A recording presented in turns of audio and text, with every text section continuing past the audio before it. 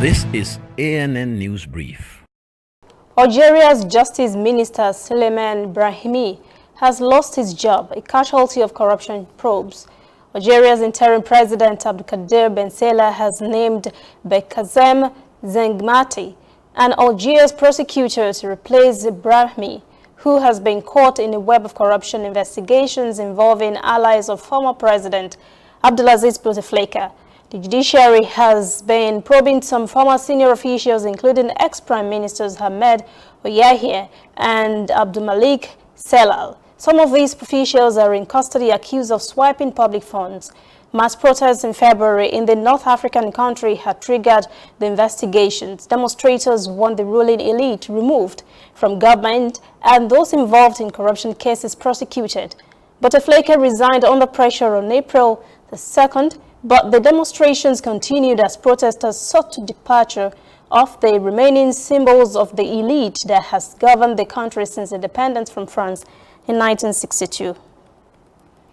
It was a dreadful and violent day in Nairobi in January when Al-Shabaab terrorists swarmed a luxury hotel complex and killed 21 persons in the hours-long assault.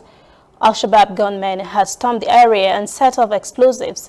Kenyan security forces ended the siege of the complex the next day after killing all the attackers. Well, it was in a quiet and peaceful atmosphere that the hotel complex reopened on Wednesday. Speaking at the reopening, Kenya's Tourist and Wildlife Minister Najib Balala said the country cannot be intimidated by terrorists.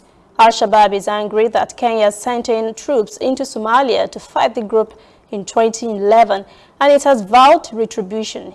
In 2013, Al-Shabaab staged a huge attack on Westgate Mall in Nairobi, killing 67 persons. And in 2015, the extremist group killed nearly 150, mostly students, in an assault on Garissa University. As a result of the years of violence, tourists, a major source of revenue, has suffered in Kenya. Stay with us. We'll return after this message. Whether in your house, at your office, on your phone or online, we are there. We have the facts behind the headlines. We cut to the chase with the news you really need. We cover every angle. We are the bigger, better news network. We are African News Network. ANN. Watch ANN News on MITV from a truly African spirit. Climbing Africa's tallest peak may get easier if the Tanzanian government goes through with its plan to build a cable car service on Mount Kilimanjaro. The country believes this would boost tourist numbers. Tourists may hail the plan, but 250,000 porters and mountain guides worry quick ride up the mountain may threaten their livelihoods. Kilimanjaro is a source of income for many residents in the town of Moshi, where trade and tourism are vibrant. While authorities say the cable car will cater to the physically disabled, the elderly and children, it will also help tourists get up the mountain faster. Mountain Guides Society says the government is not being upfront about the project. It says only the advantages of the project are being discussed.